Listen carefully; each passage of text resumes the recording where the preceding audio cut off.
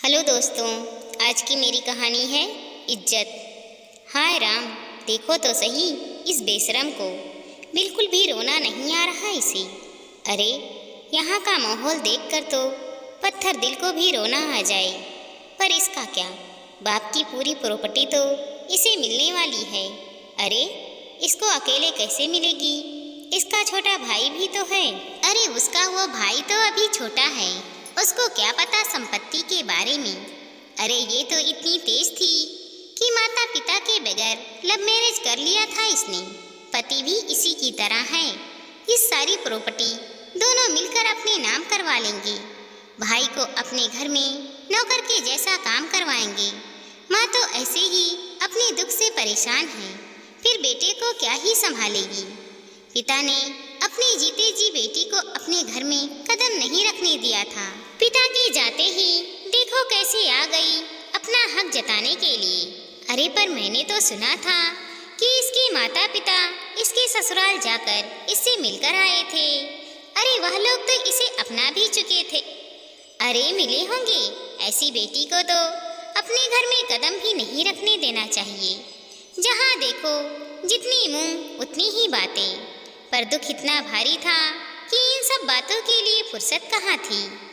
कुछ बातें चारों के कानों तक भी पहुँच रही थी, पर अभी घर का माहौल ऐसा था कि वो कुछ कह भी नहीं सकती थी। रिश्तेदारों ने तो पहले भी बातें बनाई थी और अब भी बातें बना रहे थे। अभी फिलहाल उसे तो अपनी माँ को संभालना था। अभी कल ही एक एक्सीडेंट में उसके पिता की मृत्यु हो गई थी और उसका भाई बुरी तरह से घायल हो चुका था। माँ बार बार बेहोश होती जा रही थी और उसका भाई अजय अभी हॉस्पिटल में था और अभी वो इस हालत में नहीं था कि वह अपने पिता की देह संस्कार करने के लिए यहाँ पर आ सके। उसका पति विनय अस्पताल में उसके भाई को बचाने की कोशिश कर रहा था। डॉक्टर जैसा कह रहे थे, विनय बस उसे बचाने के लिए दौड़ में लगा हुआ था, जबकि चारू की सास ससुराल में उसके 4 महीने के बेटे को संभाल रही थी ताकि चारू और विनय यहाँ के हालात को संभाल सके। और ससुर जी यहाँ उसके पिता की देह संस्कार की तैयारी करवा रहे थे, क्योंकि रिश्तेदार सिर्फ बातें बनाने के लिए होते हैं। बहुत कम लोग ही उनकी मदद कर रहे थे। तभी चारू के फोन पर विनय का फोन आया। फोन उठाते ही विनय ने कहा, चारू तुम ठीक हो? पर चारू ने जवाब देने से बेहतर विनय से पूछा, पापा का देह संस्कार? देखो चारू, अभी अजय को बचाना बहुत जरूरी है और मैं यहाँ उसे इस हालत में छोड़कर नहीं आ पाऊंगा। देखो चारू, वहाँ देह संस्कार की तैयारी तो हो ही गई है, तुम ही पापा का देह संस्कार कर दो। ये सुनकर चारू रो पड़ी। उसका रोना सुनकर विनय बोला, चारू ये समय रोने का नहीं है। अगर तुम कमजोर पड़ गई तो तुम्हारी माँ को कौन संभालेगा, इसीलिए हिम्मत से काम लो। पापा है ना वहाँ पर, वो तुम्हें बता देंगे कैसे क्या करना है और हिम्मत रखकर अपने पापा का देह संस्कार करो। इतना कहकर विनय ने फोन रख दिया। खैर वहाँ जब अंतिम संस्कार की तैयारी शुरू हुई तो पहला सवाल यही किया गया कि देह संस्कार कौन करेगा। उसकी माँ की हालत ऐसी नहीं थी कि वह कुछ कह पाती। तभी उसकी चाची बोल पड़ी, देह संस्कार कौन करेगा? इसका मतलब अभी अजय यहाँ होता तो देह संस्कार वही करता। अब वो यहाँ नहीं है तो मेरा बेटा अनिल है ना, वही करेगा। उसकी बात सुनकर सब उनकी तरफ देखने लगे। चारू भी हैरानी से उनकी तरफ देखने लगी। तभी चाचा जी बोल पड़े, हाँ हाँ बिल्कुल सही कह रही है ये। मेरे भाई का देह संस्कार तो मेरा बेटा अनिल ही करेगा। क्यों चाचा जी, मेरे पिता का देह संस्कार तो मैं भी कर सकती हूँ, चारू ने बीच में ही कहा। उसके कहते ही पुसुर पुसुर शुरू हो गई।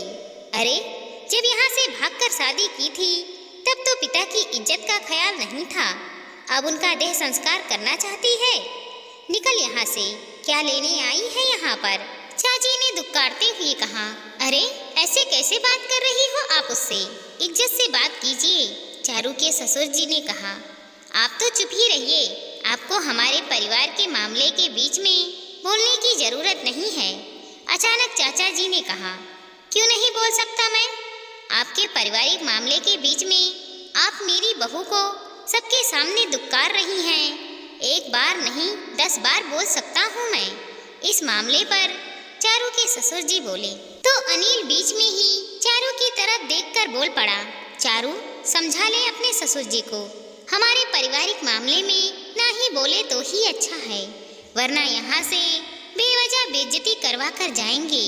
वैसे भी तुम्हारी और उनकी कोई इज्जत तो है नहीं हमारे सामने। जिस दिन तूने भागकर शादी की थी उनके लाडले से, उस दिन तूने हमसे सारा रिश्ता खत्म कर दिया था। तो अब तुम लोगों का यहाँ कोई काम नहीं।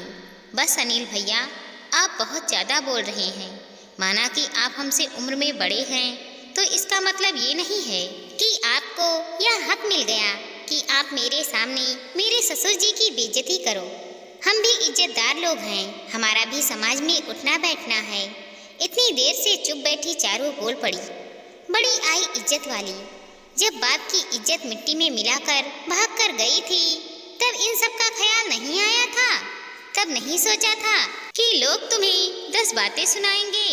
अरे तुझ जैसी को इन्होंने घर में रख लिया, इन्हें तुम इज्जतदार कहोगी? चाची तो जैसे चुप होने का नाम ही नहीं ले रही थी।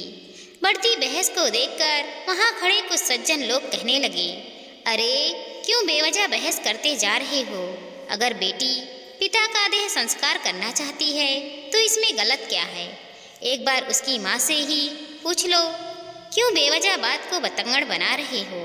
अरे भाभी जी से क्या पूछना, उन्हें होश कहाँ है? अरे ऐसी लड़की को तो हम भैया के पवित्र शरीर को हाथ भी नहीं लगाने देंगे, जो अपने माता पिता की इज्जत को उछाल कर बैठी हो। हम परिवार के लोग बैठे हैं ना यहाँ पर, हम सब कुछ संभाल लेंगे। चाचा जी ने कहा, अच्छा फिर तो अनिल भी उनके शरीर को हाथ नहीं लगा सकता। आखिर एक बेटी को भगाकर तो उसने भी शादी की थी। उसने कौन सा आपकी इज्जत पर चाद लगा दिया? अचानक चारू की मम्मी बीच में आते हुए बोली। ये सुनकर सब लोग चुप हो गए, पर चाची जी तुनकते हुए बीच में ही बोल पड़ी, अरे भाभी जी, मेरा अनिल तो बेटा है, लेकिन आपकी चारू तो बेटी थी।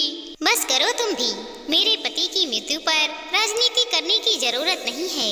बेटी और बेटे ने एक ही गलती की है, लेकिन बेटी को सजा ज्यादा क्यों? बेटी से रिश्ता तोड़ने को तैयार हो गई, जबकि बेटे को तुम लोगों ने बहू के साथ अपना लिया।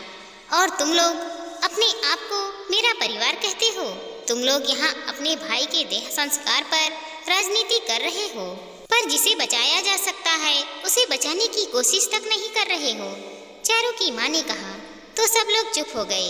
मेरे पति का देह संस्कार उनकी बेटी ही करेगी। सुन लिया सबने? आखिरकार चारू की माँ ने अपना फैसला सुनाते हुए कहा, जिसका कई लोगों ने स्वागत भी किया और कई लोगों ने गलत भी ठहराया। आखिर अपने पिता का देह संस्कार खुद चारू ने ही किया, जबकि चाचा चाची इतने नाराज हो गए कि उन्होंने उनसे रिश्ता ही तोड़ लिया और उसी समय वहाँ से अपने घर लौट गए।